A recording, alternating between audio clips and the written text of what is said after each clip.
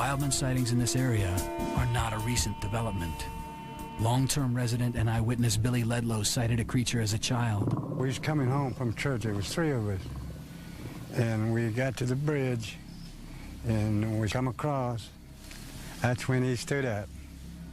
And he was about 9 or 10 feet tall, broad-shouldered, and hairy. I ran to the house, got in the house, closed the door, and I always went under the bed. Eyewitness Tina Harrison has hunted with her husband in the same area for 8 years, but not anymore. We drove about 2 miles on our four-wheelers in past where we left our truck. We went to bed that night fairly early, and at that point my head was at the door of the tent. And I remember waking up and it was just like right in my face. There was something there, and you know, I had just woken up. It was like something stared at me long enough I woke up. So I just said in a real soft voice, "Robin, what are you doing out there?" You know, thinking it was my husband, because we were like so far away from anybody else. And so when I said that, I looked and I thought, well, that's probably not him. I just covered my head up, thinking I was in a dream, and I pulled the cover down, looked again, was still there, and the eyes, I could just remember this face staring at me. It was like just rural depth.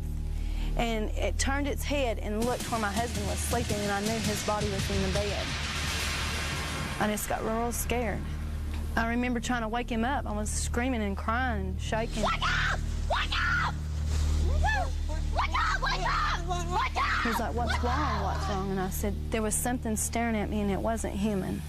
The face that I saw could have been that close, within a hand's reach of me. Yeah.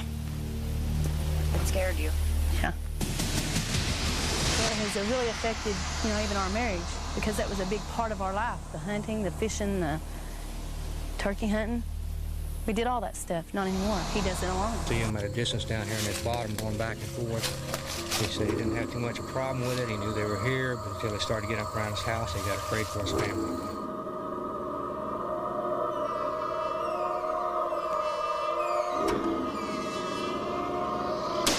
We had our own interesting evening that night. They're here. They're here. You see the eyes? You see the eyes over there? They're here. Mike, don't shoot. Mike, don't shoot. Don't shoot. Wait, let's get the camera over here.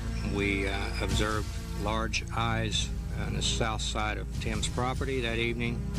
Tim and his brother Mike said that the creatures were back, and apparently more than one that night. Like that. I've never seen any eyes like that.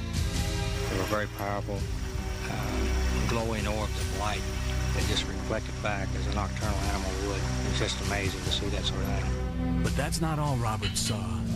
In 2002, he was allowed to view what appeared to be a massive upright creature, captured by a security camera on Native American tribal land. Below the mercury light was a dumpster where there was food that had been thrown out. It crossed this area 60, 70 feet, and maybe it wasn't more than 6 or 8 steps. The mercury vapor light was about 10 feet tall, and the creature ducked its head when it went under the light.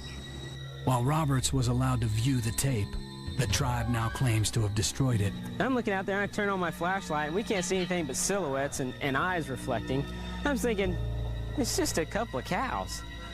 Well, one of these cows stood up and put its hand on a tree and leaned on it.